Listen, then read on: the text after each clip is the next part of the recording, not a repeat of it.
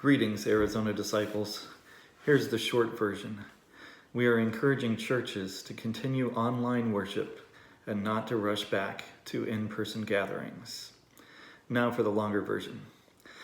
We are obviously all getting mixed messages from the federal government, state governments, health officials, and the media. Some states are reopening, some are not. It is hard to know what to think, what to believe, and what to do.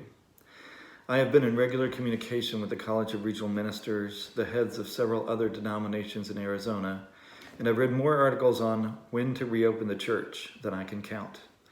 I am sending some of these articles to all Arizona clergy and congregations today, but here is a quick summary.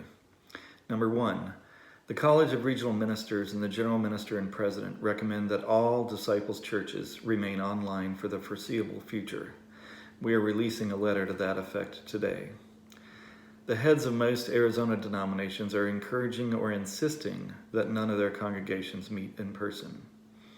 Number 3, our national Hispanic pastor Lori Tapia and the Obra Hispana are issuing a video today encouraging our congregations to continue worshiping online. Number 4, Governor Ducey has extended the stay-at-home order to May 15th, but we expect it will be much longer before churches should fully open again.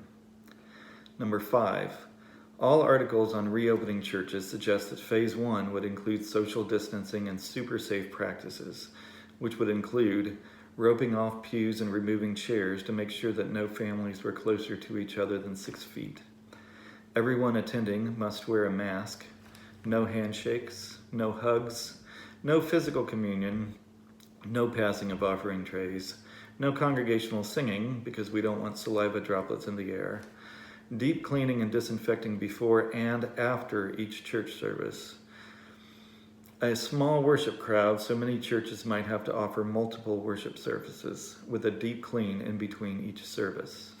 I don't know about you, but that doesn't sound like what I'm looking for in a church experience. And number 6, our best guess is that society will have to enter what we are calling Phase 3 before we start meeting together in person again. My friends, I assure you, I wish I had better news. And at some level, maybe I do.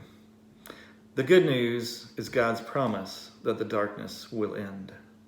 Weeping may linger for an evening, but joy comes in the morning. The Bible makes no promises about how quickly the darkness will end. It rained for 40 days and 40 nights. Jesus was in the wilderness for 40 days and nights. We can handle that. Indeed, we've already passed 40 days of staying at home. But the Israelites were in the wilderness for 40 years. And again, they were in exile for 40 years. We sure hope it doesn't come to that point.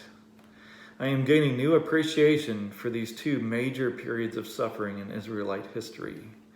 I hope we never read those stories too lightly again, neglecting the depth and power of that length of suffering, or the power of the message that no matter how long we suffer, God's presence is always with us. God does not forget us, and God will bring us to the promised land in due time. Because as much as the darkness tries to extinguish the light keeps shining in the darkness, and the darkness will never overcome it.